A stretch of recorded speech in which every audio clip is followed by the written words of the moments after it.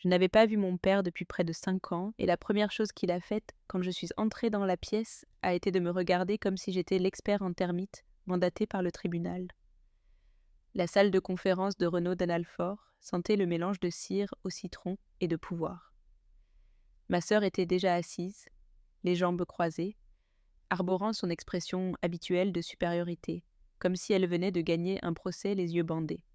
Léonard Renaud, mon père, était assis en bout de table, tel un PDG qui n'aurait pas compris qu'il s'agissait de la lecture d'un testament, et non d'un conseil d'administration.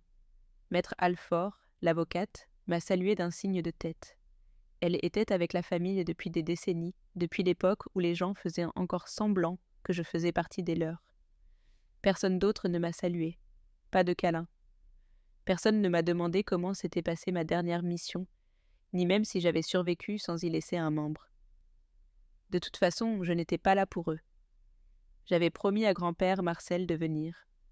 C'était l'unique raison. Maître Alfort s'est éclairci la gorge, a ouvert le dossier et a commencé la lecture du testament. Sa voix était calme et professionnelle, comme celle de quelqu'un qui lit les instructions de montage d'une étagère qui pourrait ruiner un mariage. Pour Léonard Renaud, a-t-elle dit, le domaine familial de l'allée des Marronniers est le piano Steinway ancien. Clara a cligné des yeux. Elle s'attendait probablement à ce que l'entreprise revienne à notre père.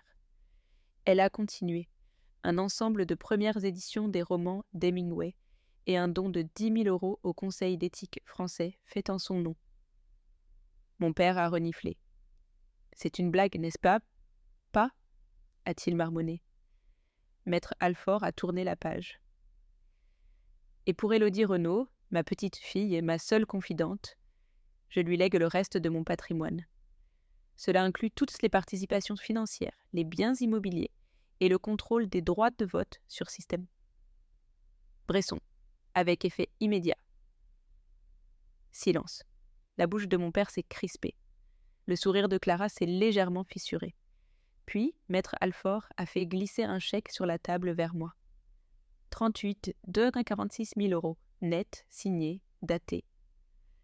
Je ne l'avais même pas encore touché quand Léonard s'est jeté dessus, arrachant le chèque de la table comme s'il l'avait personnellement insulté. « Tu crois que ça te rachète ?» a-t-il dit. Et là, devant l'avocate, devant Clara, il a sorti un briquet et y a mis le feu. Le chèque s'est recroquevillé dans sa main, la flamme dansant sur la signature de Marcel Renaud, comme si de rien n'était. Ma sœur a haleté. Maître Alfort s'est adossé à son fauteuil. Comme si ce n'était pas la première fois qu'elle voyait un homme brûler une fortune par dépit. Alors, mon père m'a regardé et a dit « C'est ce que tu mérites. » Pour être parti. Je n'ai pas bronché. Je n'ai pas crié. J'ai juste souri. Pas le genre de sourire heureux, plutôt celui que l'on affiche quand on a déjà vu la fin du film et qu'on regarde les autres rattraper leur retard. Parce que ce qu'il a brûlé n'était pas ce qu'il pensait. Il n'a pas vu la deuxième enveloppe, toujours nichée dans la poche de mon manteau.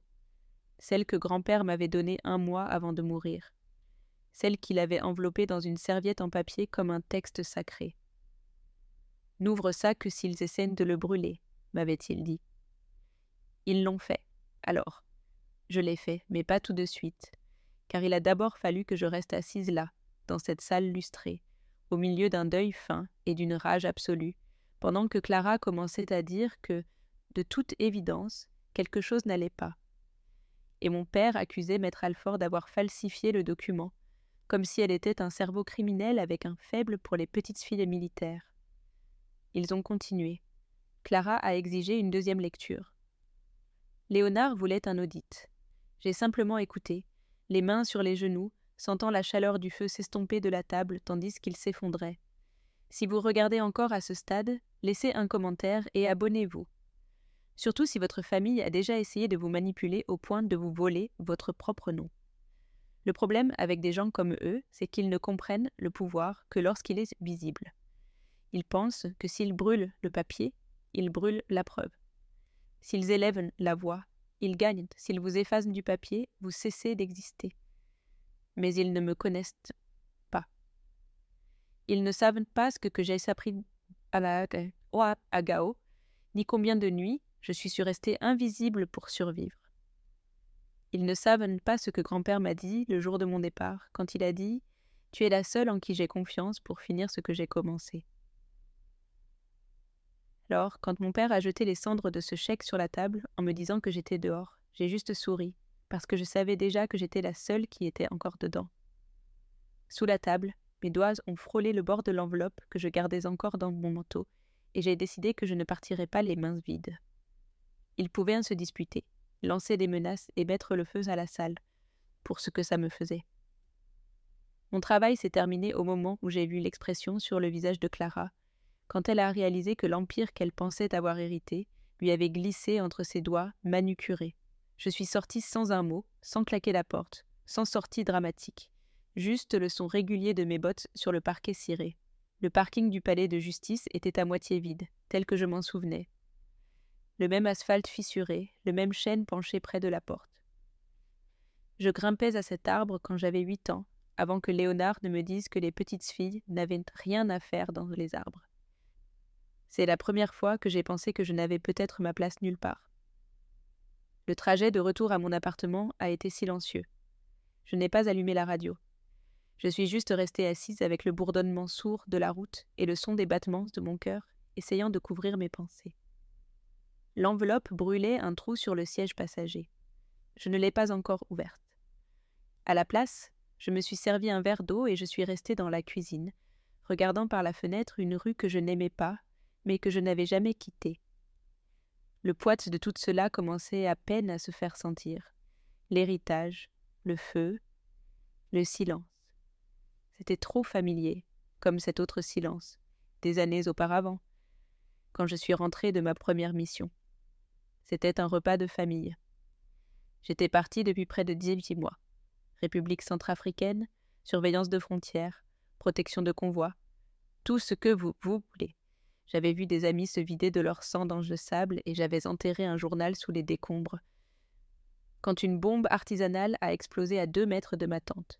J'avais encore ce sifflement dans l'oreille droite, mais quand je suis rentrée à la maison, Léonard a dit « Tu n'as pas écrit ». Et c'était tout.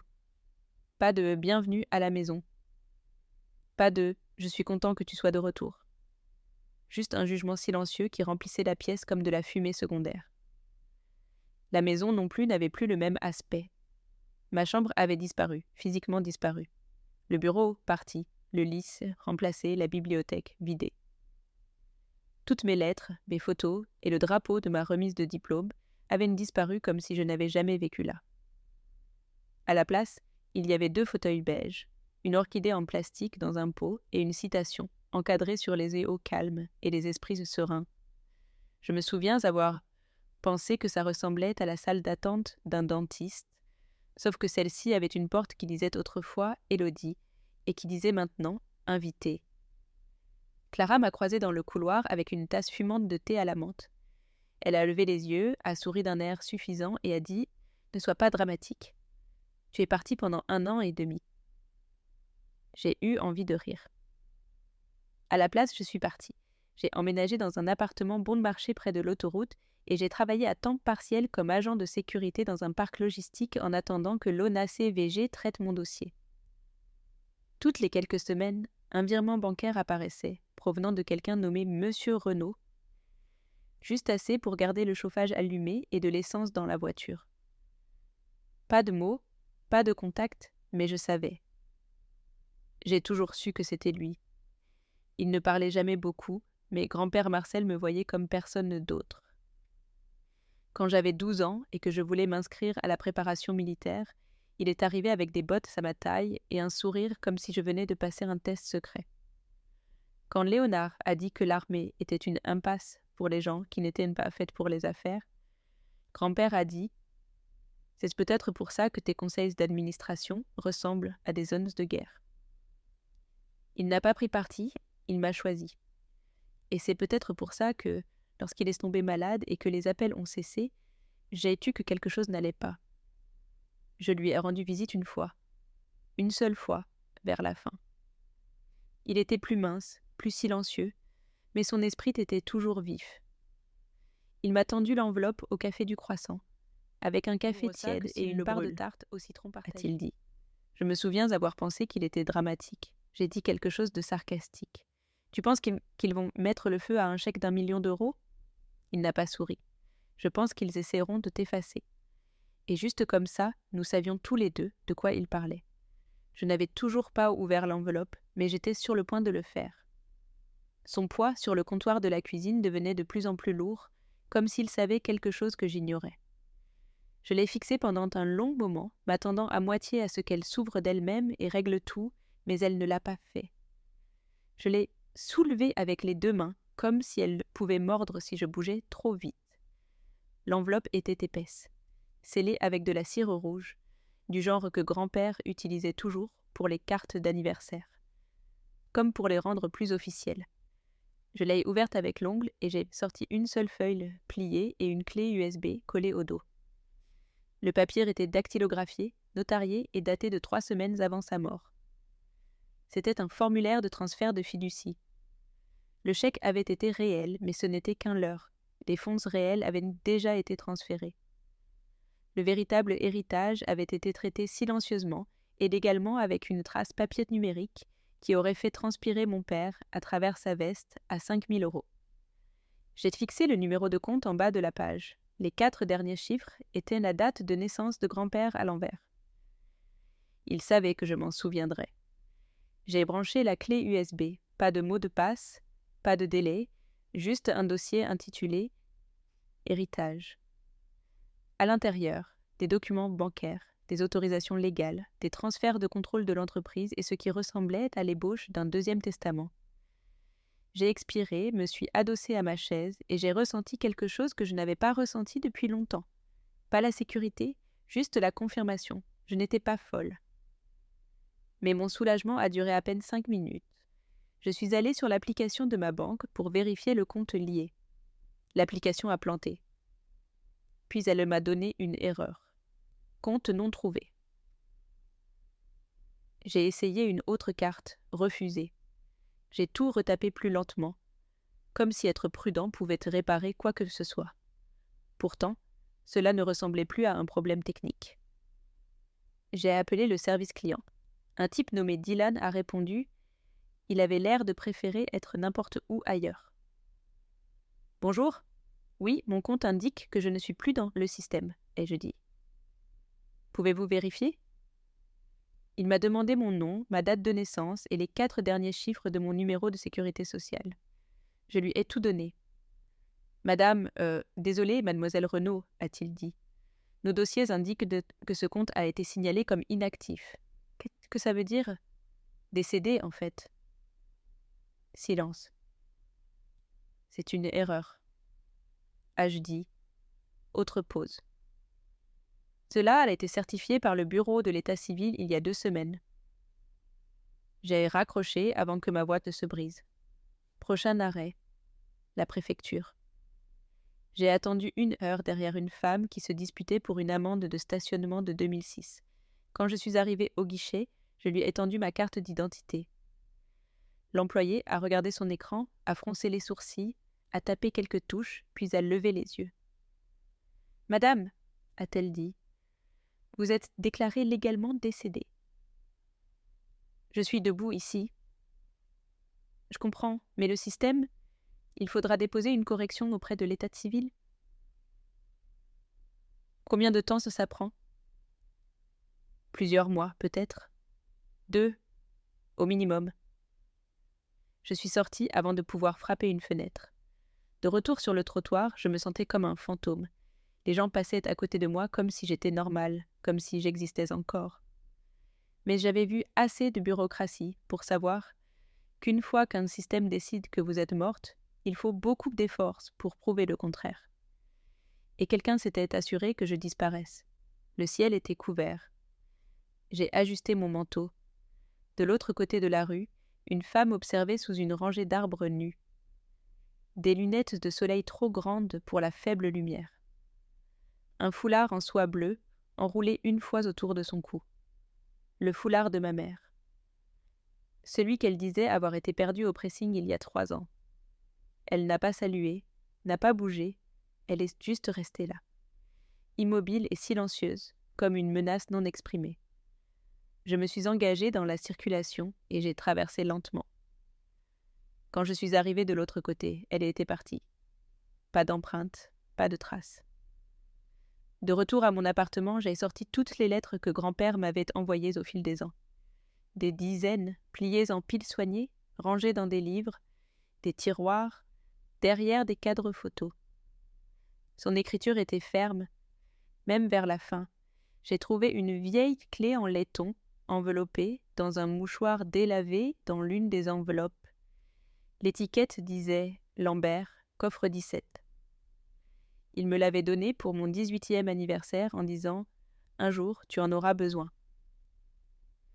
Je suppose que ce jour était arrivé.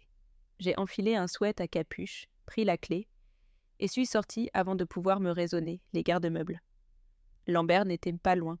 15 minutes à travers la partie la plus calme de la ville, vieilles devantures de magasins, trottoirs fissurés, boîtes aux lettres pendantes par une charnière. Je me suis garée devant un caviste qui n'avait pas ouvert depuis avant la pandémie, et j'ai trouvé la porte entre lui et une librairie condamnée.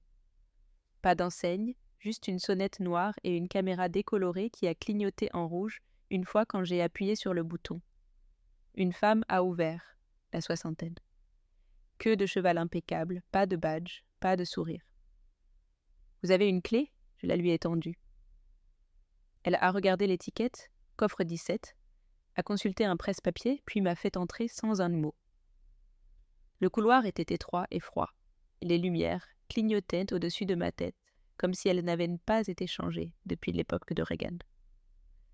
Nous sommes passés devant 6 portes en acier avant qu'elle ne s'arrête à l'une d'elles, ne tape un code et ne l'ouvre. « Prenez votre temps », a-t-elle dit en fermant la porte derrière moi. La pièce était sans fenêtre, silencieuse, juste des rangées de tiroirs encastrés dans des murs en béton. J'ai trouvé le coffre 17 à mi-hauteur, à hauteur de taille, et je l'ai fait glisser pour l'ouvrir. À l'intérieur, une mallette noire ignifugée et une enveloppe Kraft. Pas de poussière, pas d'odeur, comme si elle attendait. Je me suis assise par terre. La première chose que j'ai sortie était un chèque de banque certifié. Même montant, même nom, mais cette fois avec des éléments de sécurité intégrés dans le papier. Le filigrane brillait quand je l'inclinais. Réel. Collé au dos, une petite étiquette rouge. Twitché. De tissu avec une copie non négociable brûlée. Cela m'a dit tout ce que j'avais besoin de savoir.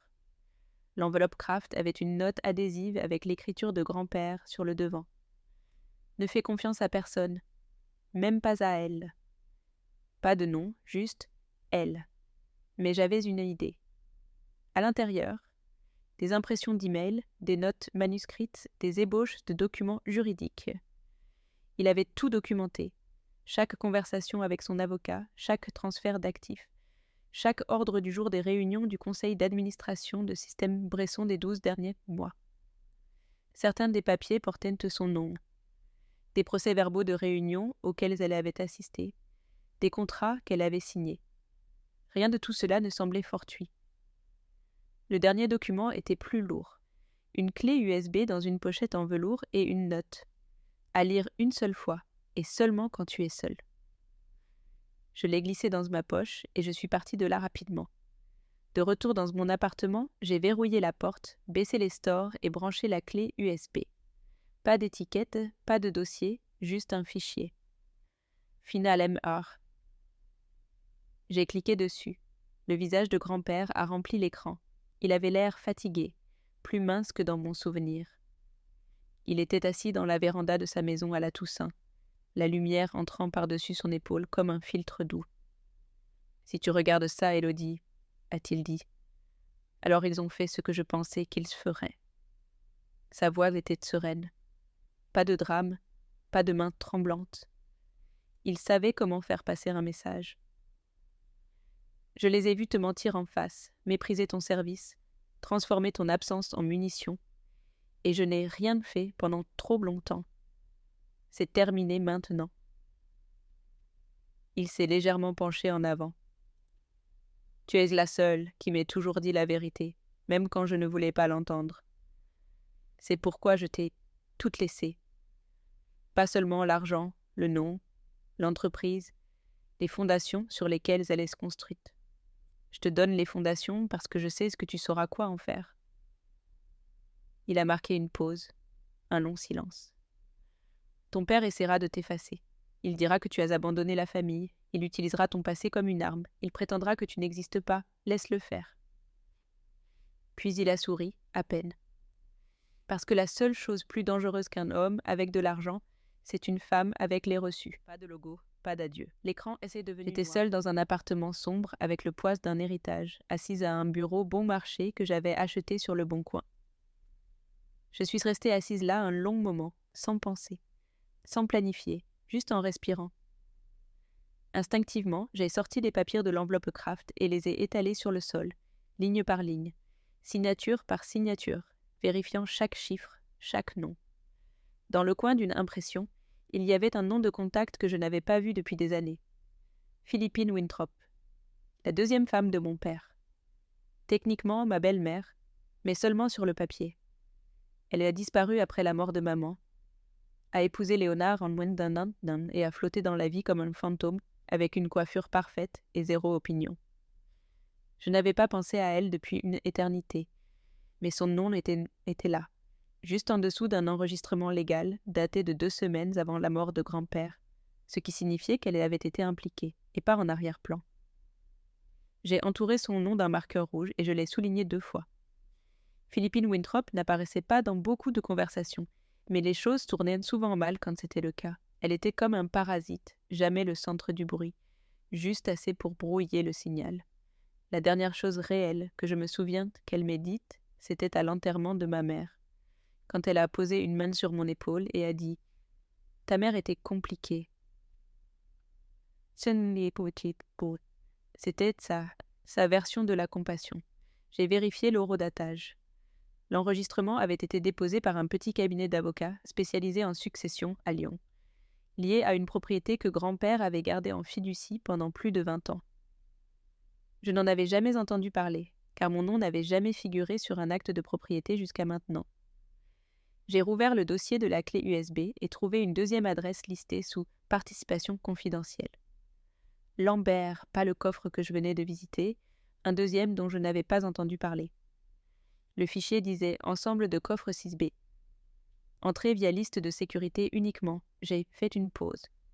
Mon nom était imprimé à côté de la ligne. Niveau d'accès confirmé. Les coffres forts.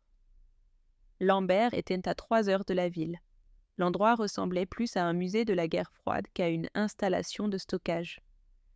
Portes en acier, capteurs de mouvement, gardes avec de vraies armes à feu. Pas l'endroit où l'on entre avec des questions à moins d'avoir déjà les bonnes réponses. Je m'y suis rendue juste avant midi. Je me suis garée en dehors du périmètre et suis entrée avec rien d'autre que la vieille clé, l'impression et des nerfs que je n'avais pas ressentis depuis Gao. La femme à la réception portait une veste bleu marine sans badge. Elle a scanné la clé, puis m'a regardée de haut en bas. Pièce d'identité. Je la lui ai glissée sur le comptoir. Elle l'a scannée, puis a levé les yeux. Vous êtes décédé. Seulement légalement, ai-je dit. J'y travaille. Ses lèvres l'ont tressailli comme si elle te voulait sourire, mais savait qu'elle ne devait pas. Elle a tapé quelque chose d'autre, puis a hoché la tête. Suivez-moi. Je l'ai suivie dans un autre couloir. Plus froid que le premier coffre, plus de caméras. Le silence était chirurgical. Elle a ouvert une porte étiquetée « Ensemble 6B » et m'a fait signe d'entrer. Sans un mot. Cela ne ressemblait pas à un coffre de banque, mais à une salle des scellés privés. J'ai trouvé le coffre 6B sur l'étagère du milieu. Je l'ai ouvert avec la clé. À l'intérieur, une mallette noire et un dossier Kraft scellé avec mon nom en majuscule. Pas de titre, pas de sceau. Élodie Renaud, souligné une fois, comme si ça n'avait pas besoin d'explication. La mallette s'est ouverte avec les vieux loquets à boutons poussoirs. À l'intérieur, un acte de propriété, un registre de société, une seule clé USB dans une poche doublée de velours. L'acte de propriété concernait la fondation Le Refuge, répertoriée comme un centre de soutien pour vétérans à but non lucratif, situé sur le terrain de la propriété de Lyon. Le nom sur le document: Élodie Renaud, directrice, propriétaire unique. En dessous, des documents juridiques confirmant que toutes les parts de la division humanitaire de Système Bresson avaient été officiellement transférées à Le Refuge 6 semaines avant la mort de grand-père. Silencieusement, complètement légalement, sans presse. Le registre montrait autre chose. La pleine propriété des actions exécutives de Bresson avait été réattribuée via un mécanisme de fiducie qui contournait le conseil familial. Ils m'avaient discrètement donné l'entreprise sans attendre leur approbation. La clé USB s'est allumée en bleu quand je l'ai branchée. À l'intérieur, un autre fichier vidéo sans titre. J'ai appuyé sur lecture. Grand-père était assis dans la même véranda, cette fois avec des dossiers empilés autour de lui. « Si tu as atteint ce coffre 2, a-t-il dit, alors tu as réalisé que le premier n'était pas toute l'histoire. » Il a attrapé quelque chose hors champ et a levé un document. C'est le transfert de propriété de la branche humanitaire, la partie que j'ai construite de zéro après le Vietnam. La partie que Léonard n'a jamais touchée parce qu'il ne pouvait pas la monétiser. Je te l'ai laissée parce que tu ne m'as jamais rien demandé, mais tu étais là quand ça comptait. Il a baissé les yeux brièvement, comme pour choisir ses prochains mots avec soin. J'ai pas pu arrêter ce qu'ils ont prévu, mais je me suis assurée qu'ils ne pourraient pas t'effacer. Tu n'as pas besoin de leur permission, tu n'en as jamais eu besoin. Tout ce dont tu as besoin maintenant, c'est la preuve qu'ils ont falsifié ton nom. C'est ta pierre angulaire. Tout le reste tombera après ça. Il a regardé droit dans la caméra. Ne flanche pas, Élodie. Ils vont venir avec tout ce qu'ils ont. L'écran m'était devenu noir. Je suis restée là, entourée par la voix d'un homme mort et une guerre qu'il m'avait laissé finir. J'ai rangé la clé USB dans son sac et j'ai appelé la seule personne que je n'aurais jamais pensé avoir besoin. Philippine n'a pas répondu à la première tentative, ni à la deuxième, mais à la troisième, elle a décroché avec ce ton poli et répété, comme si j'étais une journaliste qui l'interrogeait sur sa routine de soins de la peau. « Élodie. »« Tu savais, » ai-je dit. Une pause, juste de l'air entre nous. « Je n'ai rien signé, » a-t-elle répondu. « Je veux que ce soit clair. » Je n'ai pas demandé à quoi elle faisait référence. Je savais déjà. Tu as aidé à le déposer. J'ai remis une enveloppe à Léonard. Je n'ai pas demandé ce qu'il y avait dedans. Il a dit que c'était un document d'assurance pour la protection du patrimoine. Je l'ai cru. Ce n'était pas un mensonge. C'est comme ça qu'elle survivait dans cette maison. J'ai attendu. Il a fait venir un notaire, un de ses amis. Il a tout fait sceller. J'ai juste pensé que c'était une de ces choses ennuyeuses, compliquées et légales de gens riches. Quand? Il y a combien de temps? 3 semaines avant le décès de ton grand-père. As-tu vu un certificat de décès? Autre pause, plus longue. Oui, tu l'as lu? Je n'en ai pas eu besoin. Ton nom était dessus. C'était tout ce que j'avais besoin d'entendre. Je ne l'ai pas remercié, j'ai juste raccroché.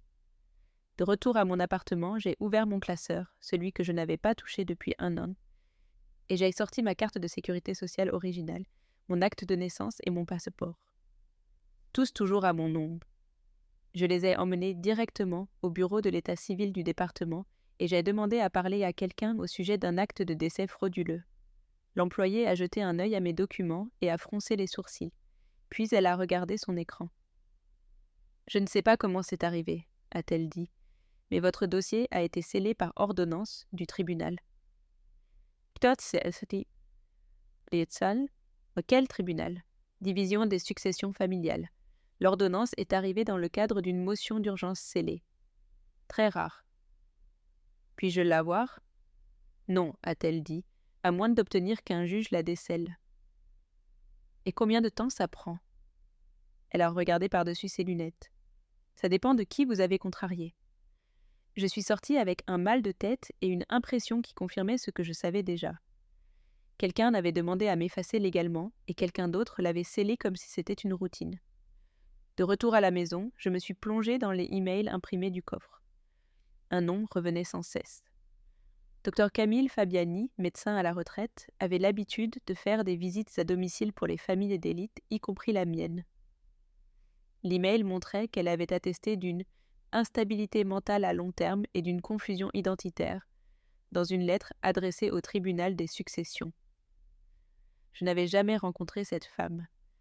Son numéro de téléphone était déconnecté, mais son adresse était toujours dans le système, dans la ville voisine. Je m'y suis rendue ce soir-là. La maison était petite, négligée, la peinture écaillée. Pas de voiture dans l'allée. Les lumières étaient éteintes, mais la boîte aux lettres contenait du courrier daté de 2 jours auparavant. Quelqu'un vivait encore ici, alors je me suis assise dans ma voiture et j'ai attendu. 30 minutes plus tard, une berline s'est égarée. Une femme en est sortie avec 2 sacs de courses. Le même nom sur le cadre de la plaque d'immatriculation, Dr Fabiani. Elle m'a vue et s'est figée. Je suis sortie et me suis approchée lentement, les mains dans les poches de ma veste. « Je ne suis pas ici pour vous menacer, ai-je dit. Mais vous avez signé quelque chose à mon sujet, quelque chose de faux, et j'ai besoin de savoir qui vous a dit de le faire. » Elle a cligné des yeux fortement, comme si son cerveau était en train de traiter l'information. C'était Léonard Renaud. Elle n'a pas répondu, elle a juste hoché la tête lentement, honteusement.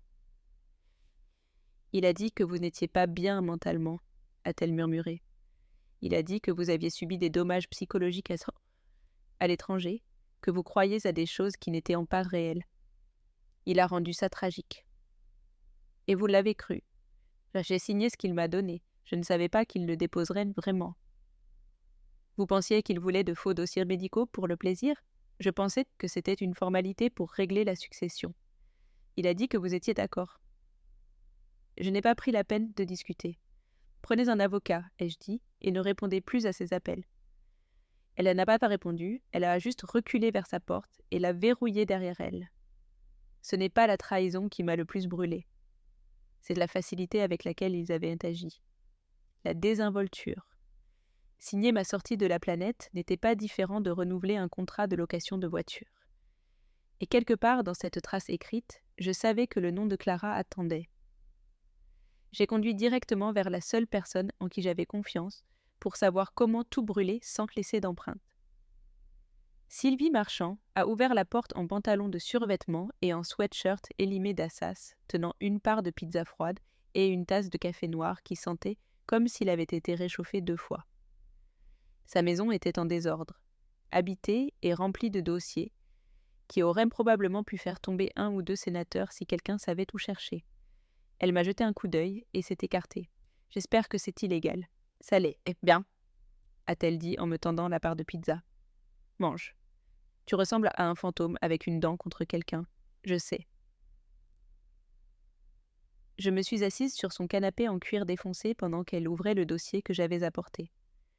Elle a parcouru les documents comme si elle comptait les cartes dans un casino qui lui appartenait. Le certificat de décès, le faux rapport médical, les registres de succession, les transferts de propriété, le chèque, la clé USB. Elle n'a pas parlé jusqu'à ce qu'elle arrive à la partie avec la signature. « Classique » a-t-elle marmonné. Ils l'ont déposé via une société écran au Luxembourg, bâclée. Ils pensaient que personne ne vérifierait. Je pense qu'ils ne s'attendaient pas à ce que je riposte. Elle a haussé un sourcil. Puisqu'ils t'ont déclarée morte, ce n'est pas ne pas riposter. C'est biblique. Sylvie dirigeait autrefois un groupe d'aide juridique à but non lucratif pour les vétérans réformés. Elle avait représenté des soldats faussement accusés, injustement emprisonnés et manipulés par leur commandant. Une fois, elle a poursuivi le ministère des Armées pour une arnaque au logement et a gagné. C'était avant qu'elle ne perde son financement, ne quitte le monde des organisations à but non lucratif et ne commence à travailler depuis son salon sur des cas que les vrais cabinets ne voulaient pas toucher. « J'aurais besoin d'un accès à tes dossiers de l'ONACVG, a-t-elle dit. Et tout ce que tu as de l'armée ? ordre de mission, document de démobilisation, surtout tout ce qui est signé. Je lui ai tendu un deuxième dossier de mon sac. Elle l'a scanné et a hoché la tête. Ça prouve que tu es vivante. Ça prouve que tu n'as consenti à rien. Et si on peut faire correspondre cette signature avec celle qu'ils ont utilisée sur le transfert d'action? Elle s'est interrompue. Tu peux les anéantir. Non, a-t-elle dit. Tu peux. Je ne m'attendais pas à ça. Tu veux la vengeance ou la justice? A-t-elle demandé en buvant le café le plus malodorant que j'ai jamais connu. Pourquoi ne viennent-ils pas dans la même boîte? Quelle est la différence? La justice suit la loi, la vengeance la brise. Je n'ai pas répondu. Elle est allée à son ordinateur, a tapé pendant 30 secondes, puis a dit « Le conseil d'administration de Bresson sera vulnérable si nous les frappons dans leur fenêtre d'audit annuel. C'est en 11 jours. Si tu veux faire exploser ça, c'est ta chance. » Je veux que ce soit bétonné, ai-je dit. Pas de spectacle, pas de scandale. Juste des faits et du feu. Sylvie a souri. Des faits et du feu. Ce sera sur ma pierre tombale. Elle a sorti son téléphone et a appelé quelqu'un nommé Milo. Croix, a-t-elle dit. J'en ai une vivante. Héritage militaire, fraude, fausse déclaration de décès, la totale. On se voit au bureau. Apporte l'ordinateur propre. Elle a raccroché et s'est tournée vers moi. Milo est un expert en graphologie. Il a travaillé pour le renseignement. Il a le genre d'yeux qui peuvent repérer une signature falsifiée à 50 mètres, et il ne sourcillera pas devant ceux que nous allons attaquer. J'ai hoché la tête. De quoi as-tu besoin de moi? Autorisation totale. Je rédigerai tout. En attendant, ne parle à personne.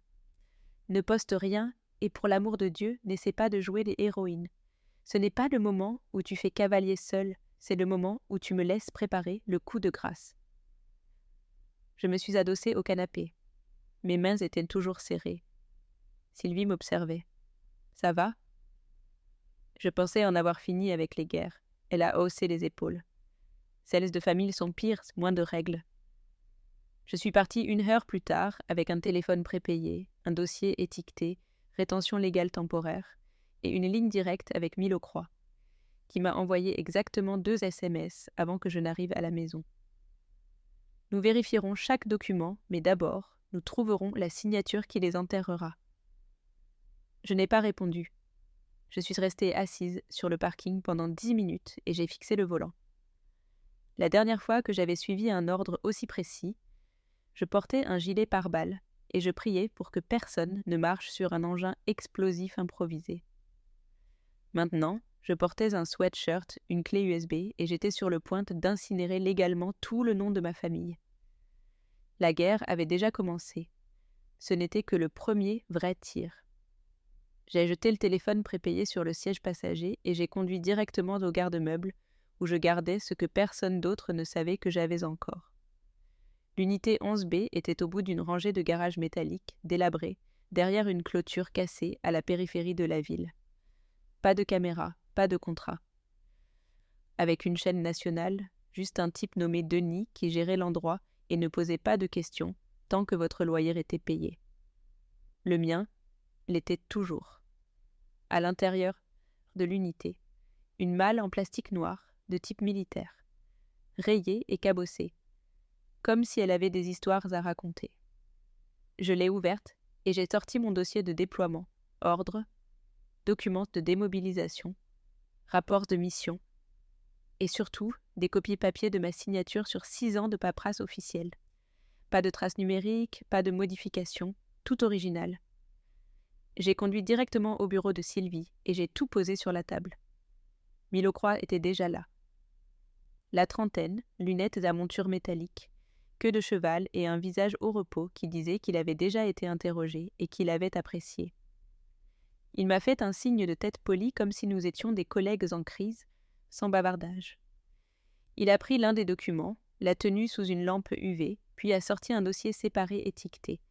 Transfert de capital Bresson Fiducie GG, À l'intérieur se trouvaient les documents que Clara avait déposés en mon nom. 2 pages plus loin, Milo a grogné. « Vous voyez ça ?» Il a pointé la boucle du R de mon nom de famille. Vous faites ce petit crochet sur le jambage descendant de manière constante. Mais ici, il est se passer au faux document de transfert, ligne plate. Pas de crochet. De plus, cette signature est scannée. Vous en êtes sûr ? Ai-je demandé. Il n'a pas levé les yeux. C'est une copie. Quelqu'un l'a extraite d'un certificat de service militaire. Ma supposition, le dossier de démobilisation de 2018 est assez public. Exécution bâclée, cependant. Pouvez-vous le prouver ? Il a pris une photo, puis a ouvert un logiciel sur son ordinateur portable. Comparaison côte à côte. Analyse de la pression du trait. Niveau de compression des pixels. Rendu superposé. En moins de 2 minutes, il a dit « Je peux se rédiger la déclaration sous serment ce soir. » Cela s'effondrerait au tribunal en moins de 10 minutes. Sylvie m'a tendu une impression. C'est ce que cette falsification leur a donné. Ils ont vendu 40% de vos actions avec droit de vote le dernier trimestre à une société holding liée à la fiducie immobilière sous contrôle familial total avant le prochain vote du Conseil. Clara a signé en mon nom. Elle a signé avec une fausse version de votre nom pendant une période où vous étiez légalement décédé. Ce n'est plus seulement un problème civil. Qu'est-ce que c'est alors ? A répondu Milo. Fraude électronique, fraude documentaire, potentiellement complot. Si Léonard a coordonné le notaire, c'est définitivement un parjure. Et si les actifs traversent dans les frontières de l'État, nous sommes en territoire fédéral. Sylvie s'est penchée en avant. C'est le fil. Si nous tirons dessus correctement, tout le pull se défait. J'ai regardé les documents devant moi. Me voir sur papier. Mon nom, mon écriture. C'était étrange, mais savoir que rien de tout cela ne venait de moi, c'était comme voir quelqu'un porter votre peau et saluer depuis un balcon où vous n'avez jamais mis les pieds. Sylvie a ajouté. J'ai déposé une ordonnance de référé pour geler l'action du conseil d'administration de l'entreprise, mais elle ne tiendra pas à moins d'obtenir qu'un juge voie ces preuves de première main. Qu'est-ce que vous voulez que je fasse ? Elle m'a regardé droit dans les yeux. Reste en vie, reste silencieuse et ne perds pas ton sang-froid. Cela ne fonctionne que s'ils ne savent pas que tu montes le dossier.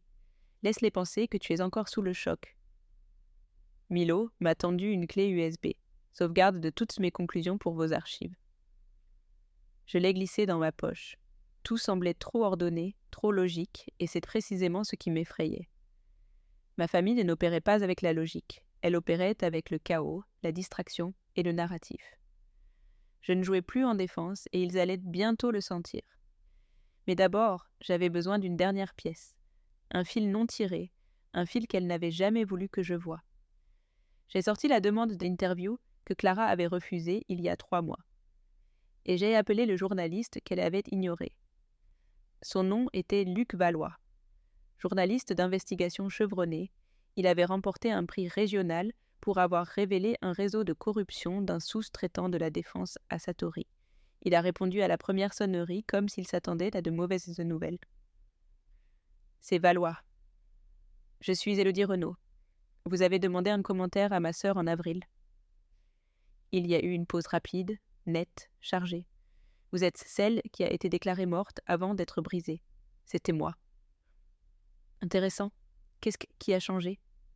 Je ne suis pas morte. Ça suffira. Nous sommes rencontrés ce soir-là dans un restaurant au bord de la Nationale 15. Il portait une veste en jean et avait un enregistreur sur la table avant même que je ne m'assoie. Pas de faux-semblants, juste du journalisme. Je lui ai tout raconté. Le certificat de décès falsifié, les signatures contrefaites, l'appropriation de la propriété. Je lui ai montré la déclaration sous serment de Milo et les dossiers que Sylvie avait commencé à monter. Je n'ai rien retenu. Valois n'a pas sourcillé. Il a juste continué à prendre des notes, tapant sur son téléphone de temps en temps. J'ai entendu des rumeurs, a-t-il dit, que Léonard se prépare à introduire Bresson en bourse. On ne peut pas faire ça proprement si un transfert d'actifs de 38 millions d'euros est basé sur un cadavre falsifié. Exactement. Voulez-vous que cela soit public ou juste l'utiliser comme levier? Je veux que la vérité travaille plus dur que leurs mensonges. Compris. Il n'a pas promis de délai, n'a pas dit quand ni où. Il m'a juste dit qu'il le ferait proprement et rigoureusement. 2 jours plus tard, le premier article est paru. Fille déclarée morte, exclue d'un héritage de 38 millions d'euros. La lutte de pouvoir au sein de la famille Bresson s'effondre. Il a frappé le cycle d'information matinale comme un clou dans la gorge. À midi, une deuxième vague a suivi. Blogs, fils de commentaires, groupes de vétérans et pages de potins d'entreprise. Ma boîte de réception a explosé. Des gens avec qui j'avais servi m'ont envoyé des captures d'écran avec des emojis qui rient et des messages du genre « C'est vraiment vrai ?» Je n'ai répondu à aucun. Cet après-midi-là, Léonard est apparu en direct sur une chaîne d'information locale pour tenter de maîtriser les dégâts. Il était assis dans un costume bleu marine, son pins du drapeau français et une barbe soigneusement taillée, parlant avec la voix qu'il utilisait pour s'adresser aux investisseurs. Chaleureuse, confiante, manipulatrice. Nous regrettons la désinformation qui se propage. Élodie a eu des difficultés depuis son retour de l'étranger. La famille a fait de son mieux pour la soutenir dans ce processus. Parfois, les gens attaquent quand ils se sentent isolés. Ils ont diffusé de vieilles images de moi en uniforme descendant d'un C-130, un plan fixe de mes bottes. Puis ils ont montré un titre d'il y a des années, « Enquête sur les victimes civiles ». Le sergent Renaud a refusé d'obéir à un ordre de frappe. C'était leur angle, que j'étais instable, déshonorée, dangereuse. Aucune mention que j'avais refusé de frapper un bâtiment rempli de non-combattants. Aucune mention que l'enquête m'avait blanchi. Aucune mention que la seule raison pour laquelle j'avais même été signalée était que le cousin de l'officier commandant dirigeait le sous-traitant qui fournissait la frappe aérienne. Ils ont utilisé mon passé comme une arme, comme si c'était une publicité de campagne. Sylvie m'a appelée avant que je puisse jeter une chaise contre ma télévision. « Respire », a-t-elle dit. Ça allait toujours arriver. Ils réécrivent l'histoire. Rappelle-toi, ils gagnent du temps. Mélo a envoyé un message 5 minutes plus tard, et ça veut dire qu'ils ont peur. Laisse-les en faire trop. Les reçus ne clignent pas des yeux. Il avait raison. Le problème avec les hommes, comme Léonard, c'est qu'ils pensaient que le pouvoir les rendait invisibles. Mais ils n'avaient jamais affronté quelqu'un entraîné pendant des années à disparaître et à frapper en silence. Je n'étais plus sa fille, plus son problème. J'étais la brèche dans le périmètre et ça les a rendus négligents. À 21h, j'avais 3 pistes anonymes dans ma boîte de réception. Tous d'anciens employés de Bresson. Un travaillait à l'audit interne, un gérait les actifs numériques. Un était parti avec une indemnité de départ et un accord de non-divulgation qu'il était sur le point de rompre. Le troisième a joint un PDF. Registre de transfert d'actifs, traces de transactions, fausse facture de consultation signée par Clara au nom d'Élodie Renaud. La même signature falsifiée que Milo avait signalée. Ils ne s'étaient pas arrêtés aux actions, ils avaient aussi déplacé des fonds. Sylvie a transmis le fichier au greffier du tribunal, demandant une audience d'urgence. Je suis restée éveillée à lire chaque ligne. À la page 17, il y avait une preuve de paiement à un service de messagerie juridique. Un nom était listé comme contact pour la coordination. P. Winthrop. J'ai fermé le fichier, pris mon manteau et suis sortie avant que la rage ne se transforme en quelque chose de plus calme. L'air extérieur était vif, le genre de froid qui rendait tout plus aigu, plus personnel. Je n'ai pas conduit. J'ai marché 15 pâtés de maison jusqu'à un étroit bâtiment en briques où Luc Valois travaillait la nuit dans un bureau du 2e étage, au-dessus d'un disquaire d'occasion qui n'avait rien vendu depuis 2009. La sonnette ne fonctionnait pas, alors j'ai frappé à la vitre. Il a ouvert la porte, les manches retroussées, un stylo derrière l'oreille et un regard qui disait « S'il te plaît, dis-moi que tu as quelque chose de mieux que ta dernière bombe. » Je lui ai tendu une clé USB. « C'est l'heure, » ai-je dit. Il n'a pas demandé ce qu'il y avait dessus, il l'a simplement branché, a chargé la vidéo et a regardé. Grand-père a rempli l'écran. Pas d'introduction, pas de préambule. Juste lui assis dans cette véranda à nouveau, avec des dossiers sur ses genoux, la voix ferme comme si c'était une réunion d'affaires avec l'histoire en jeu. « Si vous regardez ça, » a-t-il dit. Alors Léonard a fait ce que je n'ai pas pu l'empêcher de faire. Son visage était calme, pas amer, juste résigné. Il n'était jamais censé hériter de Bresson. Il ne l'a jamais mérité. Il n'a jamais compris à quoi ça servait. Il voyait des contrats, je voyais des responsabilités. Il voyait des chiffres, je voyais des gens. La lumière frappait son épaule juste comme il faut, pas de drame, juste de la clarté. J'ai changé le testament parce que j'ai vu ce qu'Élodie était devenue. Pas parfaite, mais avec des principes. Et quand on construit quelque chose avec l'intention que ça nous survive, on ne le donne pas au plus offrant, on le donne à la personne qui ne le vendra pas dès qu'on est sous terre.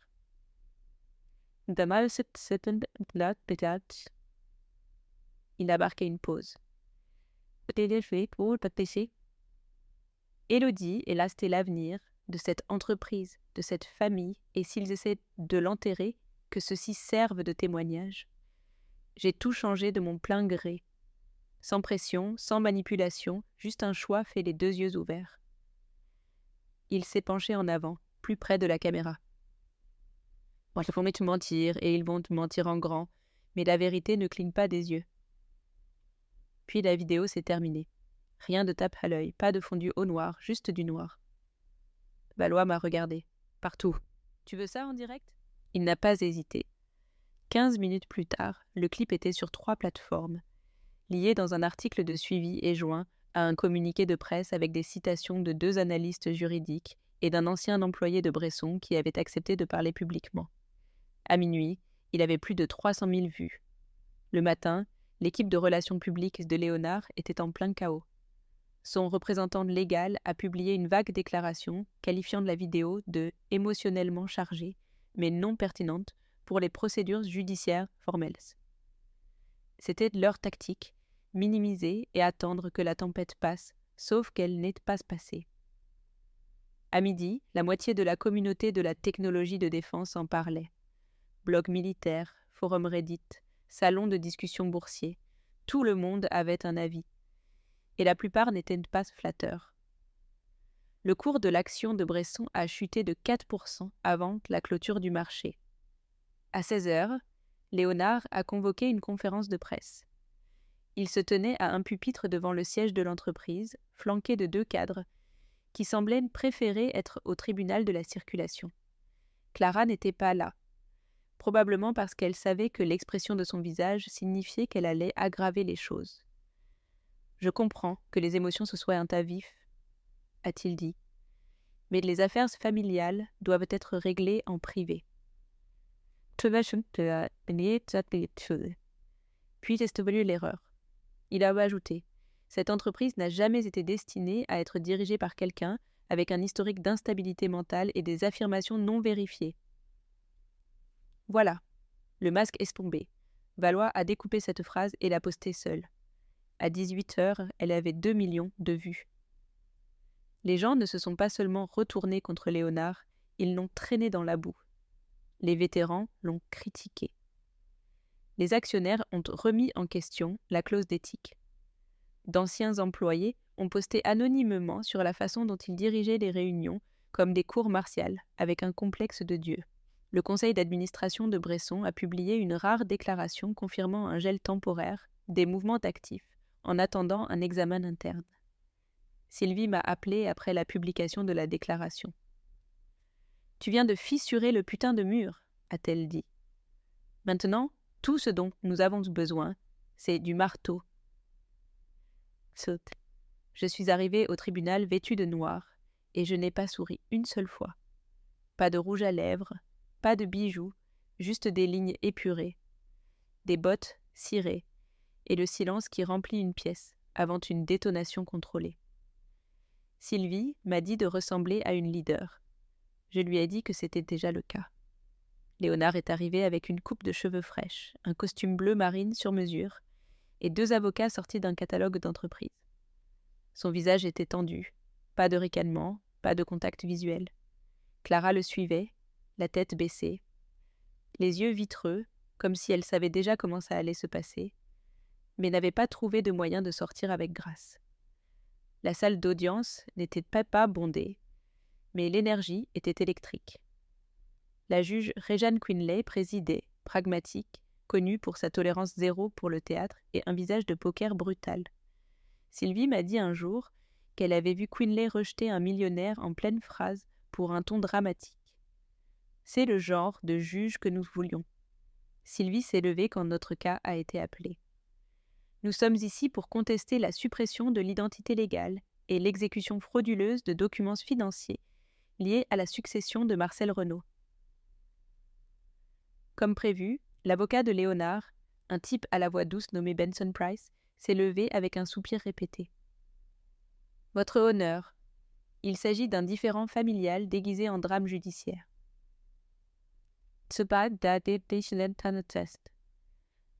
Le testament du défunt a été lu, révisé et attesté.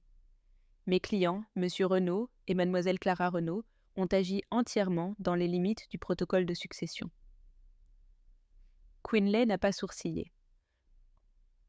Alors, cela ne vous dérangera pas que je voie la vidéo. Benson a fait une pause. Vidéo ? Sylvie a tapé sur sa tablette. Les lumières se sont tamisées. Le moniteur s'est allumé et il était là, grand-père. Calme comme toujours. Si vous regardez ça, a-t-il dit, ça veut dire qu'ils ont essayé de l'enterrer. Mais ce n'est pas seulement de l'argent. C'est la mémoire, c'est l'héritage. Et s'ils ont essayé de brûler le sien, voici comment elle revient. Personne n'a parlé à la fin du clip. Le silence était net, lourd, du genre que les gens respectent. Quinlay a joint les mains. À quel excès la position de la défense sur ce témoignage. Benson s'est éclairci la gorge. C'est émotionnellement convaincant, votre honneur, mais finalement non pertinent pour la légitimation légale. Kitsch. Sylvie a haussé un sourcil. Alors peut-être que la signature falsifiée, le certificat de décès contrefait et les registres de fraude électronique fourniront un meilleur contexte. Elle a remis un épais dossier, tout documenté, daté et vérifié, y compris une déclaration sous serment du médecin qui a été trompée pour certifier la mort de Mademoiselle Renaud. Clara s'est tortillée sur sa chaise. Léonard s'est penché en avant comme s'il voulait fendre la table en deux. Quinlay a parcouru le dossier pendant 30 secondes complètes. Ça ne semble pas long, à moins que ce ne soit vous qui soyez exposé. Puis est venu un lent hochement de tête. « Qu'il soit consigné au procès-verbal, a-t-elle dit, que je trouve les preuves de suppression d'identité et de falsification de signatures crédibles et graves. » Benson s'est de nouveau levé, désespéré maintenant. « Votre honneur, même s'il y a eu confusion. » Ces événements se sont déroulés dans la conviction que Mademoiselle Renaud avait abandonné son rôle dans la famille et l'entreprise. Quinlay n'a pas haussé la voix. Elle n'en avait pas besoin. « Vous n'avez pas seulement tenté de manipuler ce tribunal, a-t-elle dit en s'adressant à Léonard. Vous avez tenté d'effacer une personne, une vétéran, votre fille, puis à Clara, et vous avez facilité cela. Clara a ouvert la bouche, mais rien n'est sorti. Le marteau de Quinlay a frappé une fois. Ce tribunal reconnaît Mademoiselle Élodie Renaud comme l'unique héritière légale de la succession de Marcel Renaud et la contrôleuse légitime de Système Bresson et de tous les actifs associés. Benson a essayé d'intervenir, mais Quinlay l'a coupé d'un regard qui pourrait briser un pare-brise. Tous les transferts, ventes et actions effectuées sous fausse autorité sont gelés en attendant une enquête criminelle. Je n'ai pas bronché, je n'ai pas souri. Je suis juste resté immobile, comme si chaque muscle avait attendu ce moment pour expirer et ne savait pas très bien comment. Léonard fixait droit devant lui, la mâchoire si serrée que j'ai cru que ses dents allaient se briser. Clara avait l'air de vouloir pleurer, mais ne se souvenait pas comment. Sylvie s'est penchée et a murmuré. « Tu viens de prendre le trône, Renaud. » À l'extérieur du palais de justice, la presse se rassemblait déjà. Valois avait une équipe de caméras prête. Je suis passée juste à côté d'eux, sans déclaration, sans commentaire, sans manipulation. Juste le son de mes bottes sur la pierre et le poids de mon nom enfin à sa place. J'ai pris le long chemin jusqu'au café, laissant le vent froid emporter une partie du poids du tribunal. Clara a choisi un lieu neutre, un café trop éclairé, trop cher, rempli de professionnels faisant semblant d'être occupés. Elle était déjà là quand je suis entrée, assise près de la fenêtre avec 2 cafés sur la table. Elle n'en avait touché aucun. Quand elle m'a vue, elle s'est levée trop vite, ne sachant pas si elle me saluait ou se préparait à l'impact. Je me suis assise sans parler. Je ne savais pas. Elle l'a laissé échapper à propos du certificat de décès. À propos du testament, je le jure. Tu l'as signé? Je pensais que c'était de la paperasse standard. Papa a dit que ça faisait partie de la restructuration. J'ai juste signé là où il m'a dit. Je l'ai regardée fixement. Elle avait l'air fatiguée, plus mince que dans mon souvenir, comme si les mois de faux-semblants ne lui avaient pas réussi. « J'avais peur, a-t-elle dit. Il a dit que si je n'aidais pas, je perdrais tout, moi aussi. Alors tu as choisi la survie. » Ses mains tremblaient légèrement, alors qu'elle les enroulait autour de sa tasse de café. « Je ne pensais pas que tu te battrais. Tu partais toujours. » Qu'est-ce que c'était? C'est parce que je savais ce qui se passait quand je restais. Je ne voulais pas que ça aille aussi loin. Mais tu l'as permis. Clara a cligné des yeux rapidement. Tu dois me croire. Non, ai-je dit. Je n'arrive vraiment pas à le faire. Elle a hoché la tête en regardant ses genoux. Je n'essayais pas de te faire du mal. Je pensais que je protégeais ce qui était à nous. À nous ne m'a jamais incluse, Clara, pas une seule fois. Elle a ouvert la bouche, puis l'a refermée. Tu n'as pas seulement signé un formulaire, tu m'as effacé de la carte. Tu es resté là et tu as regardé pendant qu'il mettait le feu à tout. J'ai été stupide. Non, ai-je dit. Tu as été prudente. La stupidité aurait été pardonnable. Elle a essuyé ses yeux avec le poing de son manteau. Alors, et maintenant? J'ai sorti mon téléphone et je l'ai posé face contre table. Pas remarqué. J'enregistrais depuis que je m'étais assise. Je ne vais pas porter plainte, ai-je dit. Tu recevras ce qui est juste selon la loi, mais tu n'auras pas d'accès. Pas de siège à la table, pas de participation dans l'entreprise. Tu ne fais pas partie de la reconstruction. Sa voix s'est brisée. Je suis toujours ta sœur. Et je suis toujours en vie. Ça ne semblait pas avoir beaucoup d'importance il y a quelques mois. Je me suis levée. Élodie, s'il te plaît. Je l'ai regardée, la version à moitié terminée, de quelqu'un qui m'avait autrefois tressé les cheveux avant l'école, et murmuré des secrets sous les couvertures. Mais il ne restait plus rien là-bas auquel j'avais besoin de m'accrocher. Tu as choisi ton camp, ai-je dit. Et maintenant, tu dois vivre avec. Dehors, le vent s'était levé. J'ai remonté la fermeture éclair de mon manteau et j'ai continué à marcher. Passant devant la gare, devant les gens avec des parapluies luttant contre le vent, devant les endroits où nous mangions ensemble. Rien de tout cela ne semblait plus m'appartenir, et c'était bien. Je n'essayais pas de récupérer ce qui était perdu. Je construisais quelque chose de nouveau avec des mains qui n'avaient rien brisé. Et Clara, comme le reste d'entre eux, devrait simplement regarder. J'ai descendu du trottoir et traversé la rue sans regarder en arrière, les clés déjà serrées dans ma main. Le bâtiment était petit, en briqueuse rouge, coincé entre un fleuriste et une laverie fermée. Les fenêtres étaient hautes, mais rayées, comme si elles avaient été ignorées assez longtemps pour oublier qu'elles laissaient autrefois entrer la lumière. La serrure avant s'est ouverte facilement. J'ai débarché dans la poussière, le silence, le genre de vide qui laissait de la place pour quelque chose de nouveau.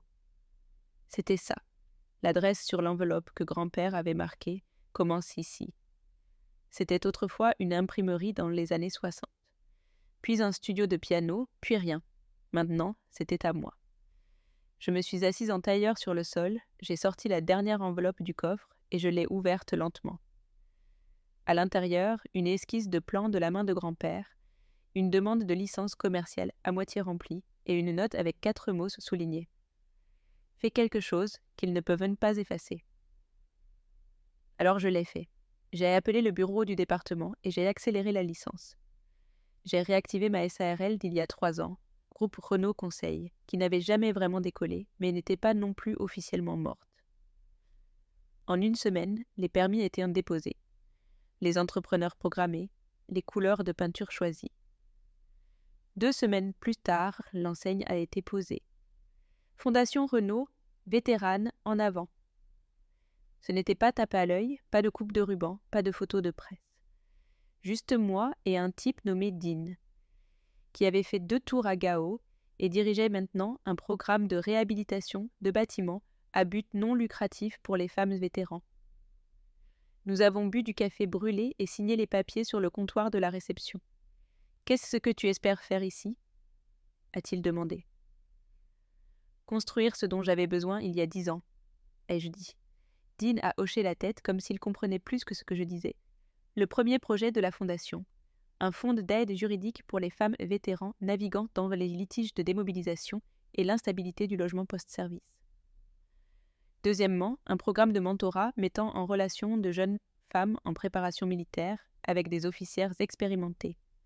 Je l'ai appelé Opération Seconde Voie. Grand-père aurait détesté la marque, mais il aurait adoré le combat. Sylvie a rejoint le conseil d'administration à titre gracieux. Valois a diffusé le communiqué de presse via son réseau.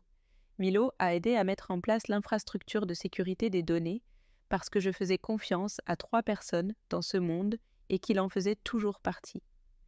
L'argent n'était pas un problème. J'avais le contrôle maintenant. Je n'avais pas besoin de me battre pour des miettes. J'avais besoin de transformer les miettes en quelque chose d'assez tranchant pour couper. Et pour la première fois, le travail semblait propre. Plus de salles de conseil remplies de couteaux et de sourires. Plus besoin de faire semblant d'appartenir à des gens qui ne me voyaient que comme un levier ou une responsabilité. Un matin, j'ai reçu une lettre dans une vieille boîte postale que je n'avais pas touchée depuis des années. Pas d'expéditeur, juste une enveloppe froissée avec une écriture que je reconnaîtrais n'importe où. À l'intérieur, une photo de grand-père et moi à 7 ans, assis sur le porche, tous les deux avec des couronnes en papier assorties, qu'il avait faites avec du papier cadeau d'anniversaire. Au dos de son écriture, il faut plus que du feu pour arrêter la royauté. Je l'ai épinglé sur le tableau en liège de mon bureau. Pas de cadre, juste des punaises. Des clientes sont venues, des partenaires ont rejoint, l'espace s'est rempli. Toutes ces blessures n'ont pas guéri. Quelque chose est resté meurtri, mais le bâtiment tenait bon et c'était suffisant. Un soir, je suis restée tard pour nettoyer après une session de groupe de vétéranes. Tasse de café vide, vieux papier et chaises déplacées. J'ai éteint les lumières. Verrouillé la porte et je suis restée dehors 1 seconde. La rue était calme, le ciel clair. Je ne me sentais pas comme une fille, ni une soldate, ni un fantôme. Je me sentais simplement solide, comme si j'étais enfin entrée dans la version de moi qu'il n'avait jamais vu venir. Et qu'il n'y avait rien qu'il puisse y faire. J'ai cherché l'acte de propriété, toujours niché dans mon sac, et j'ai marché vers les marches du palais de justice, comme si chaque brique sous mes pieds m'appartenait. Le bâtiment semblait plus petit que dans mon souvenir. Peut-être que c'était le silence. Pas de journalistes, pas de membres de la famille feignant l'inquiétude. Juste une vieille pierre usée par des années d'histoire d'autres personnes, qui n'ont jamais fait la une des journaux. À l'intérieur. L'employé a à peine levé les yeux avant d'apposer le sceau final de confirmation. Transfert de propriété effectif immédiatement. Une copie pour le département, une pour mon dossier, une dans ma main. Le sceau brillait sous la lumière fluorescente officielle. Moche, magnifique. Je suis sortie sans m'arrêter, sans photos, sans annonce. Juste mes bottes sur le béton et un document qui signifiait plus que la propriété. Il signifiait qu'il ne pouvait plus me réécrire. Sur le trottoir, j'ai fait une pause et je me suis tournée pour regarder le palais de justice. J'ai tenu l'acte de propriété devant moi. Pas en l'air comme un trophée, juste assez pour le voir contre la pierre, et j'ai pris une photo. Sans sourire, sans légende, juste une preuve. J'ai éteint l'écran et j'ai glissé le téléphone dans ma poche. 5 pâtés de maison plus loin, j'arrivais au nouveau studio. Pas la fondation, pas le bureau, juste une étroite devanture de magasin qui avait discrètement fermé 2 jours plus tôt. Personne ne le savait encore. C'était le but. De hautes fenêtres, des sols rayés et des échos dans chaque coin. Ça sentait la poussière, la vieille peinture et le genre de commencement qui ne demande pas la permission. À l'intérieur de l'enveloppe que grand-père avait marquée « Finale », j'ai trouvé un plan d'affaires à moitié rempli, plié, avec des notes de sa propre main suggérant un centre de formation pour les femmes vétérans, pour les reconversions professionnelles, pour repartir à zéro. Il avait écrit « Certains héritages ne s'héritent pas, ils se construisent brique par brique. » J'ai étalé le plan sur le sol et j'ai commencé à le tracer. Colonne de budget, objectif de portée et estimation de rénovation. Mon écriture ne correspondait pas à la sienne, mais la mission si. Je ne l'ai pas construit par vengeance, je ne l'ai pas construit pour les applaudissements. Je l'ai construite pour que personne n'ait à sortir d'une tombe que sa propre famille lui avait creusée. Une semaine plus tard, les derniers papiers ont été approuvés. Le studio est devenu le site pilote de Renault en Avant, un centre de transition pour les femmes quittant le service militaire. Conseils, orientation professionnelle, référence de logement. Pas de drapeau agité, pas de slogan, juste de la terre sous vos pieds et des gens qui ne bronchent pas bas quand vous parlez de l'obscurité. Dean s'est porté volontaire pour aider à diriger la programmation. Valois voulait écrire un article sur le lancement, mais je lui ai dit d'attendre, de le laisser grandir en silence d'abord, de le laisser devenir réel. Je n'avais plus besoin de l'histoire. J'avais le bâtiment, le travail, la paix qui vient quand personne n'essaye de vous faire taire en pleine phrase. Un matin, j'ai croisé Clara dans la rue près de la fondation. Elle m'a vue, s'est arrêtée, n'a pas salué, n'a pas parlé. Bien, je ne la détestais pas, mais je ne lui devais pas d'espace dans une vie qu'elle avait tenté de faire disparaître par sa signature. Le même jour, j'ai reçu une lettre de Tori, qui avait été réformée pour avoir dénoncé du harcèlement dans son unité. Elle avait trouvé notre site web. Elle ne demandait pas d'argent. Elle demandait quelqu'un pour l'écouter. Je l'ai appelée ce soir-là, juste de nous avons parlé pendant 2 heures. Quand nous avons raccroché, j'ai écrit son nom en haut d'un nouveau dossier. Cliente 01. Et c'était tout. Pas une fin, pas un tour de victoire, juste une porte qui s'ouvrait et que personne ne pourrait refermer derrière moi cette fois. Je suis restée à la fenêtre du studio plus tard, cette nuit-là, regardant les lampadaires clignoter jusqu'à s'allumer. La vitre était encore rayée. Les sols avaient encore besoin d'être restaurés. Mais l'espace était à moi, et je n'avais pas besoin de réclamer le passé. J'étais occupée à poser les fondations de l'avenir. Un acte, un nom, une décision qu'il ne pourrait jamais réécrire. Le radiateur s'est mis en marche derrière moi, avec un faible ronronnement. Et je n'ai pas bougé. Je ne me suis pas précipitée, je n'ai pas répété de discours, pour quiconque pourrait demander comment j'étais arrivée là. Parce que la réponse n'était pas compliquée. Ils ont essayé de m'effacer, et j'ai construit quelque chose qu'ils ne pouvaient pas toucher. Pas de projecteur, pas de trône, juste une fondation faite de ce qu'ils ont essayé de brûler, qui survivrait à chaque mensonge qu'ils ont raconté. Et c'était suffisant. Si vous êtes arrivé jusqu'ici, vous avez probablement ressenti ce choc pour les histoires de vengeance, qui ne se terminent pas seulement par le feu, mais qui reconstruisent quelque chose de plus substantiel. Alors si vous aimez les histoires de vengeance familiale réalistes et la justice aiguë et silencieuse, enveloppée dans un vrai drame familial, cliquez sur s'abonner. Nous en avons d'autres en préparation, qui vous feront vous pencher en avant, pas glisser rapidement.